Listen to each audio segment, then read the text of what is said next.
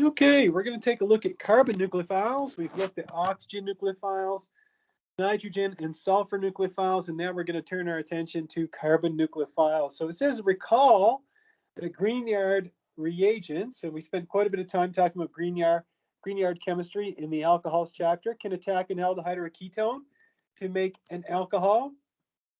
If we are using a ketone, when we use a ketone as our electrophile in our Grignard, here we're using methyl magnesium bromide or methyl Grignard, we end up with a tertiary alcohol. So we get a tertiary alcohol. And when we use an aldehyde, we end up with a secondary alcohol. And notice that the secondary alcohol in this case is racemic because the nucleophile can attack from either face of the molecule. Now, there's no stereo center here. This is achiral. But if it did have a chiral center, let's say, you'd end up with a racemic mixture either way. So the mechanism of Grignard reaction is consistent with basic conditions, right? Again, because a Grignard reagent is a very powerful nucleophile, but it's also a strong base. So it can't be conducted in acid. And we went over this a lot earlier on in the class, why you can't have a Grignard in the presence of an acid. And we talked about protecting groups for alcohols way back in chapter 12. So we have the nucleophilic attack by your Grignard, which again can be regarded as a carbanion. You end up with an alkoxide, which gets protonated in the second step. So remember that Grignard chemistry is a two-step process. First, you treat the electrophile with the Grignard reagent, then you treat it with water. And you see the same thing here with the aldehyde. All right, so I want to move on to something that's completely new, and this is cyanohydrin formation. So it's a new functional group, a cyanohydrin. In a cyanohydrin, you have a carbon that has basically an alcohol and a nitrile on the same carbon, and we call that a cyanohydrin. And the reason why cyanohydrins are important is because we can use them to make some cool functional groups, which I'll show you in a little bit. Now, how do you make a cyanohydrin? Well, you can imagine that you could use a cyanide ion, which, everybody should be able to draw the Lewis structure of a cyanide ion. We have the carbon, which can behave as a nucleophile, right, to our nucleophilic center. Well, the cyanide ion can reversibly add to an aldehyde or a ketone when we use HCN, or hydrocyanic acid, to make the cyanohydrin. However, the reaction works better in basic conditions, and so a catalytic amount of base is normally used so that you end up with the cyanide ion, which can do the nucleophilic attack, and then you'll have a small amount of HCN, which can affect a proton transfer. And of course, here you wouldn't have to do a second step because HCN would serve as your source of protons. However, HCN is, not a fun compound to mess around with. It's got a really low boiling point. I think it boils at like 26 degrees Celsius or something. So it's pretty painful to deal with. So to do kind of an end run around that, you can use potassium cyanide with HCN combined. And you see a couple of examples here, and you would end up making a new chiral center in the second example. So you can, again, take a ketone, you treat that with KCN and HCN, and you make the cyanohydrin, or you could take an aldehyde, do the same thing, KCN, HCN, and you end up with the same thing. But I think that there's a better choice, so I'm going to write that over here because I didn't give myself enough room to put it in here. But a better choice is to actually start with your ketone. So I'll show you the example with acetone. And you use KCN, but do not use HCN. As a proton source, you would use HCl. And that would avoid the use of hydrocyanic acid, which again is really dangerous. Okay, it's a very dangerous acid because it's so volatile. So using HCl, you avoid, you can avoid, we'll write an arrow here, avoid the use of HCN, like that. There we go. Now, again, I told you, the reason why you would want to make a cyanohydrin is because you can make some cool functional groups from them. You can either reduce the nitrile portion, right? This is the nitrile portion here of your cyanohydrin. So again, this is a cyanohydrin. Okay, you could reduce that using lithium aluminum hydride followed by treatment with water to make a primary amine, or you could treat that with acid and just heat it up, and you actually convert that into a carboxylic acid. Now, the mechanisms for both of these reactions will be covered in chapter 20. okay? Especially this one here, you know, you might look at that and think it's just like, wow, that's magic. How would I go from a nitrile to a carboxyl? Well, we look at this mechanism in its entirety in the next chapter, so do not stress about it. But again, it's kind of cool because you end up with a carbon, right? Either way, that's got a hydroxyl on it, but then here you've got an amine, primary amine, and here you've got a carboxylic acid, and there's some interesting chemistry that you could do with these products. Anyhow, so that's cyanohydrin formation. So whenever you see a carbon that has a carboxyl group and an alcohol attached directly to it, you know that you would have made that from a cyanohydrin. And the same thing would apply for this type of arrangement here as well. The next reaction in the carbon nucleophile section deals with what's called a Wittig reaction. So we pronounce it Wittig because it's named after Georg Karl Wittig, who won the Nobel Prize for this reaction in 1979. It's a way to make carbon-carbon bonds. Let me just read off the slide here. It says the Wittig reaction is an extremely important reaction in organic chemistry, just like Grignard's. Why? Because you're modifying the carbon skeleton. In that, you're making new carbon-carbon double bonds. In a Wittig reaction, you're making new carbon-carbon double bonds. Now, how do you do that? If you just look at what's going on here, you take a ketone and you treat it with this really interesting intermediate, or this, it's actually not an intermediate, it's a reagent. You would call this the Wittig reagent, or a Wittig reagent is what you would call it. And it's got another name. This is called an ylid. Okay, an ylid, and I'll talk more about that in a second. But anyhow, you react it with an ylid, which is a Wittig reagent, and you basically take this part of the molecule, okay, maybe I'll circle it in blue, and then you replace the oxygen with that CH2. So now you've got the CH2 up here. Same thing here. You take this ketone, you treat it with the Wittig reagent. Here you have a CH2, a methylene, and you replace the oxygen with the methylene. So you might be wondering, now, how does that work? Well, before we look at the mechanism, let's talk a little bit about this Wittig reagent, which is kind of interesting looking. Now, the Wittig reagent, again, we call that a phosphorus ylid. And this part here, this is what we call the ylid, where we have the negative and positive charge. You can see that how the carbon can act as a nucleophile. I mean, it's got a negative charge on it. So if it comes in the presence of a carbonyl, you can imagine that it can do a nucleophilic attack like that. And we're going to look at that in just a second. But you probably noticed that it's got a resonance contributor here, and we call this one the ylene. Maybe I'll try to stay consistent with my colors here.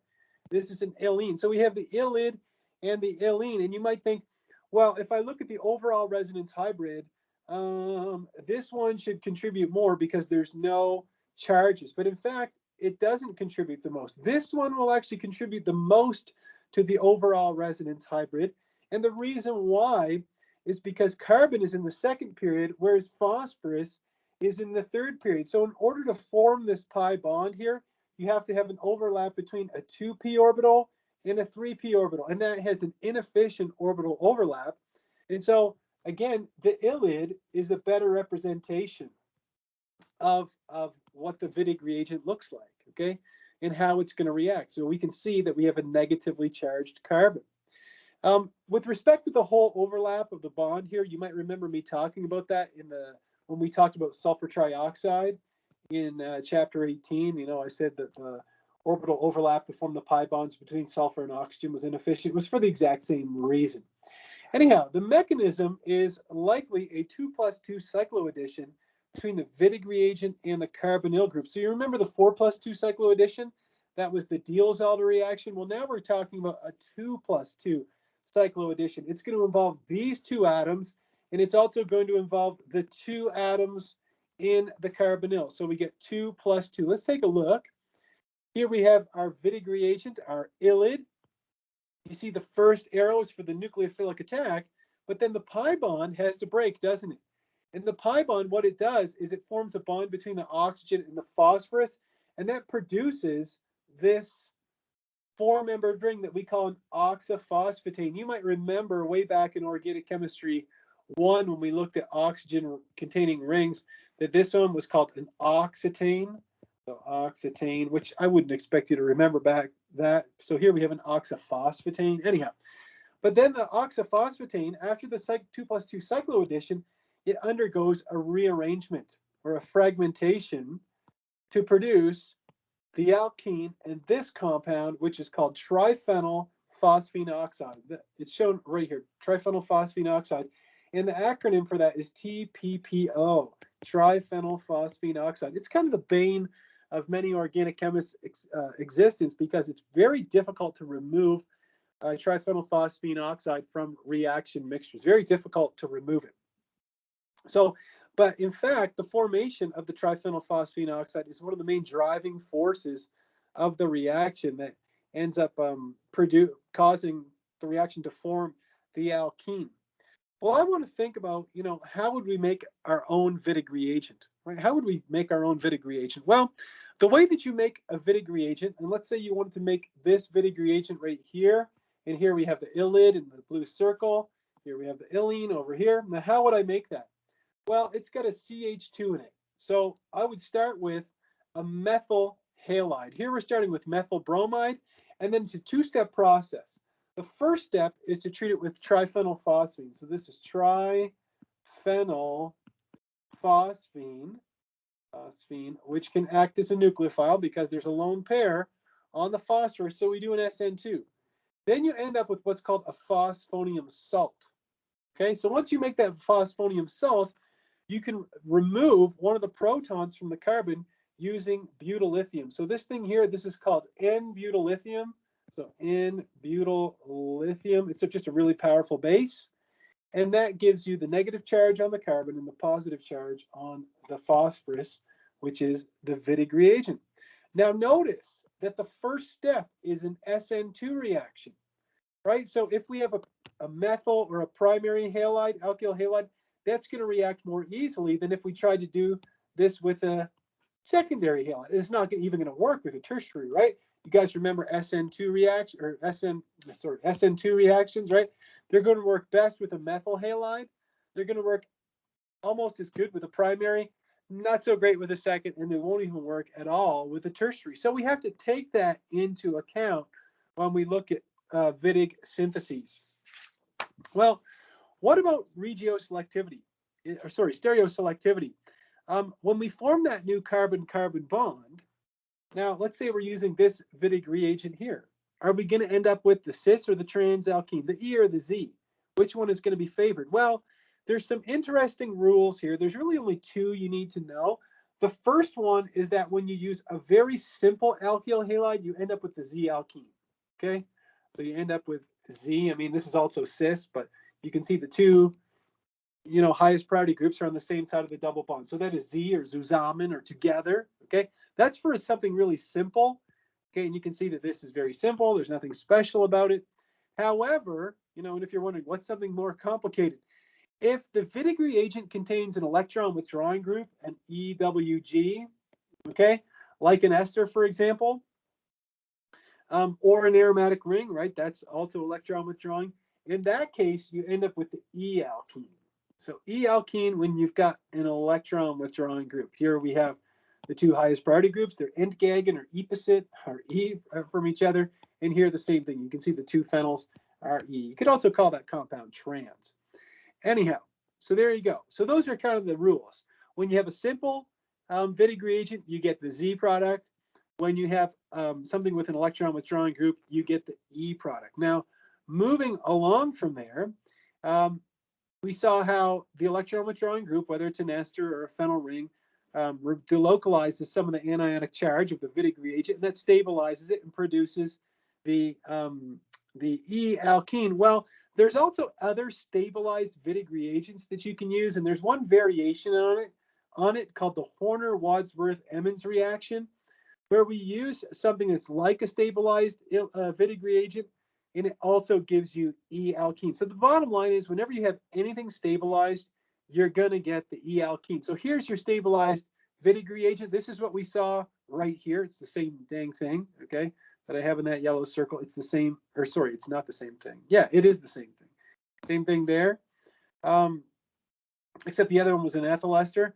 But if we change this to what's called a phosphonate ester here, you can see how you could have a resonance contributor going, this way, or it could be going this way. Either way, it's resonance stabilized, and so you're going to get the E alkene. So again, whenever you have an electron withdrawing group or something that's going to stabilize your Wittig reagent, or your Horner-Wadsworth-Emmons, you're always going to get the E alkene. All right, so the phosphonate ester, if you wonder where that name comes from, right, this is the phosphonate portion here, and then this is the ester portion over here. Anyhow, let's move on from there. So here's an example of the Horner-Wadsworth-Emmons reaction. You take your phosphonate ester, right, which is doubly resonance stabilized. You do the Wittig reaction. What part is going to replace the oxygen? All of this spinach right here, right? The CH2, the CH here, and then the double bond stays intact, and you end up with the ester on the end like that. The whole thing about the stereoselectivity of the Wittig reaction, I mean, that's a big topic in organic chemistry. I mean, that's something that we could talk about for hours. Thankfully, it's not covered in organic chemistry 2. That would be a more advanced consideration to look at all the different types of transition states that you can have. But again, that is not covered in our textbook at all. Something that is covered in our textbook and does come up on the final, or might come up in the final, definitely is in the ACS study guide, is what I'm going to talk about on this slide, and this slide, and this slide. Okay, so the next 3 slides, all very important for the ACS final, or if you maybe want to take an MCAT or something like that. Let's say you wanted to make this alkene, right? That's the whole point of a Wittig reaction. You make a new carbon-carbon double bond. Well, you've got 2 different ways that you could make your Wittig reagent, right? Or 2 Wittig reagents you could use. You could either use the Wittig reagent where you have the CH2 portion, this portion over here, right? You could use that. Or you could make a Wittig reagent from this portion where you have the CH3, right? Carbon CH2, CH3. You could make it from this portion. Okay, you could make the Wittig reagent there. Okay, so which one's going to be better? Would it be the first route to start with this Wittig reagent and a ketone? Or would the better route to be start with that Wittig reagent and formaldehyde? Okay, well, to determine which route is going to be more efficacious, we have to take a look at the alkyl halide that's required to make these 2 different Wittig reagents. If we want to make the one that I had in the red box, you'd have to start with a methyl halide. Okay, and remember the first step is an SN2. In the second one, you'd have to start with a 2-halobutane, and so that's a secondary, right? This is a secondary. Oops, this is primary. Okay, or sorry, this is a methyl halide, and this is secondary. Remember, the first step is an SN2, right? If you draw CH3X, the first step is this. Okay, what's going to work better, that or this? Well, the first one is going to work better. So this is going to be the best option because highest yielding SN2, right? Because this is less sterically hindered. And so making this Wittig reagent and reacting it with butanone would be the best option for making this, right? It's the best way to do it. So to summarize, what would you do? You'd start with the methyl halide like iodomethane. You treat it with triphenylphosphine, right? And you should be able to draw the mechanism for this. It could come up on your exam. So let's just practice it a little bit here. We have iodomethane. The first step is the SN2, like that. What would that give you after step 1? You would have your phosphorus. It's got 3 phenols, and it's going to have a bond to a carbon like that. So it's got a positive charge. Okay, but you've also got the iodide. This here, that is the phosphonium salt. Phosphonium salt. Okay. Now we're going to remove one of the protons off of the carbon. So I'll write all 3 protons out explicitly. CH3 like that. So in the second step, your butyllithium, 1, 2, 3, 4. So you have the butyl anion. It is going to rip off one of these protons like that. Then you end up with your phosphorus with a positive charge, and you end up with CH2. CH2 with a negative charge on it like that. And this, what I'm going to put in this yellow box, is the same thing as this. Okay, that's identical. All right. So then you do the 2 + 2 cycloaddition, the fragmentation, and you end up with the alkene like that. What does the 2 + 2 cycloaddition look like? Kind of running out of space here, but we'll see if I can squeeze it in. So if we put our Wittig reagent, so PPH3 plus CH2 minus, the 2 + 2 cycloaddition looks like this. You've got the nucleophilic attack here.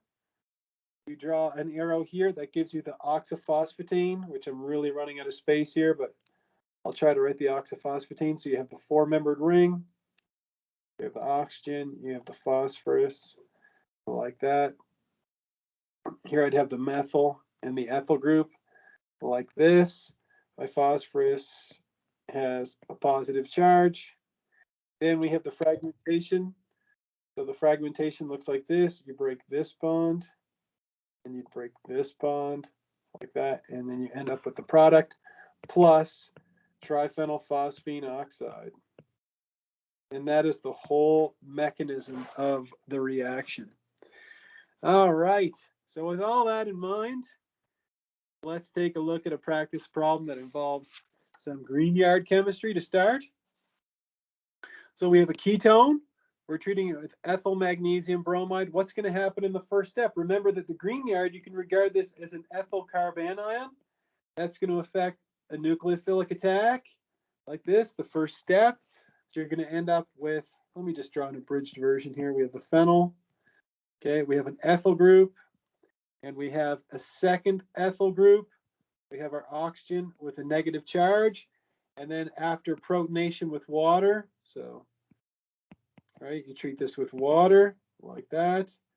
This is going to take a proton like that, and you end up with this compound. So you end up with a tertiary alcohol with 2 ethyl groups like that. In the next one, we have phenyl magnesium bromide in the first step. So you can regard that as like a phenyl anion. That's going to do a nucleophilic attack like this. You're going to end up with the phenyl, an oxide, another phenyl, and of course the hydrogen, which didn't go anywhere. Then in the next step, you do the same thing. You treat it with water, and it's going to grab a proton from the water like that, and then you end up with this compound. So you're going to end up with, oops, where'd my pen go? There it is. You're going to end up with this guy. So you've got a phenyl carbon with hydrogen, and there you go. Nothing to it. Both of these are achiral. Both of the products are achiral, which is kind of funny. So this is Grignard chemistry. Just a little review of Grignard chemistry. The next one, identify the reagents that you would want to use to do these. Well, if we want to go from a hydroxyl and then we want to make a tertiary alcohol, we're going to have to do a Grignard reaction here, right? Thinking retro in terms of retrosynthesis, if I had cyclopentanone, right, all I'd have to do is treat that with methyl magnesium bromide and treat it with acid. All right, so what's the first step going to be? All I have to do is take my cyclopentanol, treat it with PCC or whatever, you know, desmartin periodinane, or you could do a Swern, whatever. I'll just use PCC because it's fast. It's quick to write down. That will give you cyclopentanone. Next, let me move this over maybe, just so I have enough space here. You would take all that and you would treat it with methyl magnesium bromide. And then the second step, you treat it with water. And that's going to give you the desired product, the tertiary alcohol, just like that. Now, what about the next one, B? It's the same kind of thing. You're going from a primary alcohol here to a secondary alcohol here, right? You're adding a methyl group. So again, in terms of retrosynthesis, right, if I could have the aldehyde, right, if I could just have this aldehyde, I could do the same thing. I could treat it with methyl magnesium bromide and then water. So what do I want to do? I'm going to start with my primary alcohol. I'm going to oxidize it using a mild oxidizing agent like PCC. Again, you could use the Swern or Desmartin periodinane. I'll choose PCC because it's quick. You would end up with this. So this is cyclohexane carbaldehyde. There we go. And then in the last two steps, first one, you treat it with methyl magnesium bromide. And then in the second step, you would treat it with water, like that. So this is a little more practice with Greenyard chemistry. Next question is 19.32. It says identify the reagents that can be used to accomplish the transformation. Well, that doesn't seem right. All it's asking us is to give the product. So we'll say here, give products. I must have copied the wrong thing or something, but anyhow. So in the first step, we're going to make a cyanohydrin.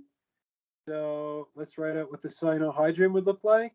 What does the cyanohydrin look like? It's a carbon with a hydroxyl and a nitrile on the same carbon. Then in the second step, if we're treating it with acid and we're heating it up with aqueous acid, we're going to convert the nitrile into a carboxyl group. So after the second step, so this is step one, and then after step two, you're going to end up with this. So you have your ethyl, you have a hydroxyl, and now the nitrile has been converted into a carboxyl group like that. So remember, this is a cyanohydrin. Okay, there we go. Let's keep practicing here. These are just good practice problems. Identify the reagents that you would need to affect these transformations. Notice here you have a carbon that has a hydroxyl and a carbonyl. So that tells me that in terms of my retrosynthesis, I need to have a cyanohydrin. Right? If I had this compound where I had the hydroxyl and the nitrile on here, all I'd have to do is treat that with H3O plus and heat. Okay. So what am I going to do in order to make the cyanohydrin? Well, the first thing I need to do is oxidize that hydroxyl. I'm going to erase all this just to give myself a little more room. So let's take it and we'll say first step, we're going to take this secondary alcohol and we're going to oxidize it. Why don't we oxidize it using, I don't know, let's use something a little different this time. Let's use Desmartin periodinane and dichloromethane. And that's going to give us cyclohexanone. There we go. Then to make the cyanohydrin, I told you that the best way to do it is to use potassium cyanide. You could write HCN if you really want to. I think HCl is a better option because it avoids the use of HCN. And that would give you the cyanohydrin like this. So we have the hydroxyl and we have the nitrile, both on the same carbon. And then to get to the product, okay, I know this isn't really the neatest way, but maybe I'll just draw an arrow straight up here like that. In order to do that, you just treat it with aqueous acid and you heat it up, cook it up, and that will hydrolyze the nitrile and convert it into a carboxyl group. Let's take a look at the next one. We have another need for a cyanohydrin, don't we? Because we have a carbon that has a hydroxyl and then a methylene with an NH2 attached to it. So again, we need to make a cyanohydrin. So the first steps is going to be the exact same. All right, we're going to take this and we're going to treat it with, let's do a Swern this time. So that means we're going to treat it with dimethyl sulfoxide and oxalochloride, COCl2. And then in the second step, we're going to treat it with triethylamine. So there we go, like this. Okay. Then in the next step, we're going to make the cyanohydrin. So KCN and HCl. That is going to give us our cyanohydrin like this. And then to reduce the nitrile to the amine, we're going to treat it with lithium aluminum hydride, LAH, in the first step. And then we have to treat it with water to do the workup. So there you have it. All right, let's take a look at something that's a little more complicated. And let's talk about this problem. I don't know why it says identify the reagents, because it's really just provide the products. Again, I must have done some copy paste errors here. So products, what are the products? Here, this is a Wittig section. Now, here is our Wittig reagent, right? So this is our Wittig reagent. It's our ylene, okay? But what's going to happen is if you zoom in on the Wittig reagent, right, you end up breaking this bond. And whatever is on this part here, the double bond and all this, that's going to end up being attached right here. Okay, so you're going to lose the carbonyl. So what you end up with is those 5 carbons, the double bond, but now the double bond at the top, you have this, this, and this. So you have CH, CH2, and CH3. So I could actually spruce that up and make it a little cleaner. But this is what you would end up with. And the thing is that there's no E and Z here. Okay, there's no E and Z to speak of. So E and Z irrelevant in this case, since this carbon has the same 2 groups on it. So there's no E or Z or cis or trans or anything like that. Remember that this is a phosphonate ester. So this is a Horner-Wadsworth-Emmons reaction. And when we do the Horner-Wadsworth-Emmons reaction, we're going to end up making the E product. Remember when we do the Wittig with the simple Wittig reagent, we end up with the Z, but here we're going to end up with the E product. So again, you don't have to draw the mechanism at all. All you have to know is that where the double bond is right here, what's going to be attached here instead of the oxygen is going to be all of this portion.